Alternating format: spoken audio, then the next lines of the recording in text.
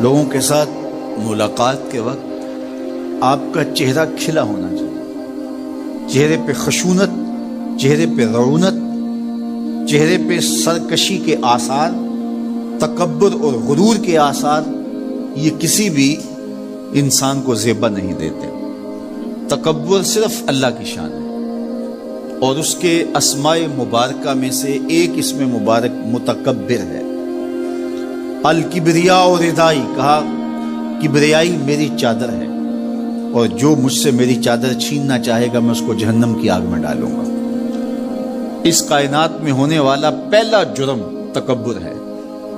جب ابلیس کو آدم علیہ السلام کے سامنے سجدہ کرنے کا حکم دیا گیا تو اس نے کہا کہ میں تو سجدہ نہیں کروں گا، ابا واستکبر وکان من الکافرین، اس نے انکار کیا بوجہ تکبر، اور تکبر رائی کے دانے کے برابر بھی اللہ کو پسند نہیں ہے۔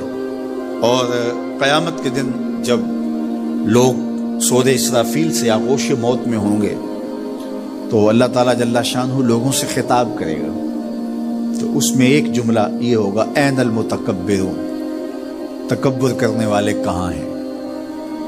تو لوگ آغوش موت میں ہوں گے تو کوئی سر نہیں اٹھائے گا۔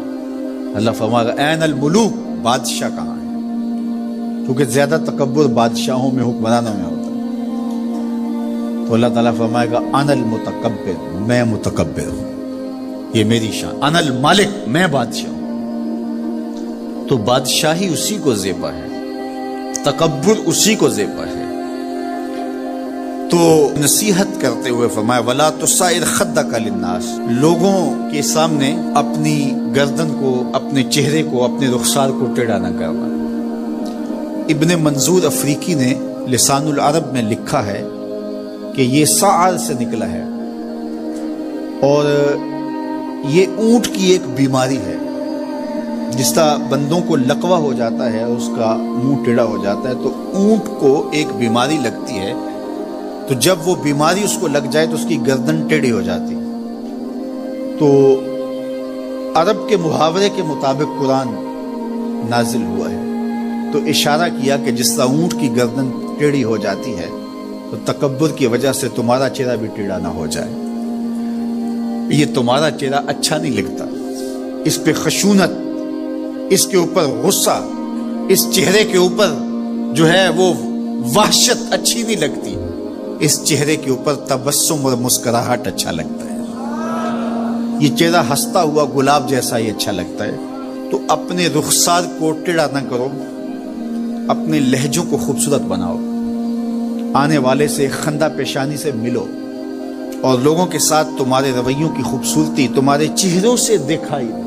علامہ آلوسی کہتے ہیں کہ بعض کا بندہ کسی کے سامنے بچ ہی جاتا ہے، عجز، عاجزی، انکساری، یہ انسانی وصف ہونے چاہیے، لیکن کسی کے لیے اس طرح انسان بس جھکتا ہی جائے کہ اس کی عزت نفس بھی باقی نہ رہے اور وہ احساس کمتری میں مبتلا ہو جائے، تو یہ بھی انسان کے لائق نہیں ہے۔ تو رخسار کو ٹیڑھا کرنے کا جو ہے وہ مفہوم یہ ہے کہ آپ عجز اختیار کریں، لیکن اس عجز کا یہ مفہوم نہ ہو کہ آپ کی عزت نفس مجروح ہو جائے۔ حکام کے سامنے، شہنشاہوں کے سامنے، بادشاہوں کے سامنے کچھ لوگوں کے رویے اس قدر ہوتے ہیں کہ ان کی غلامانہ ذہنیت ان کے عمل سے، ان کے رویوں سے اور ان کے انداز ملاقات سے ٹپکتی ہے۔ تو جب آپ کسی سے عجز کے ساتھ، محبت کے ساتھ پیش آتے ہیں تو وہ اپنی جگہ، لیکن اس کے اندر تجاوز ایسا نہ ہو کہ آپ کا رخسار ٹیڑھا ہو جائے۔ مطلب کیا ہے کہ آپ حد سے نیچے گر جائیں اور اپنی خودی کو بھی بیچ ڈالیں، تو اس سے بھی منع کیا گیا ہے۔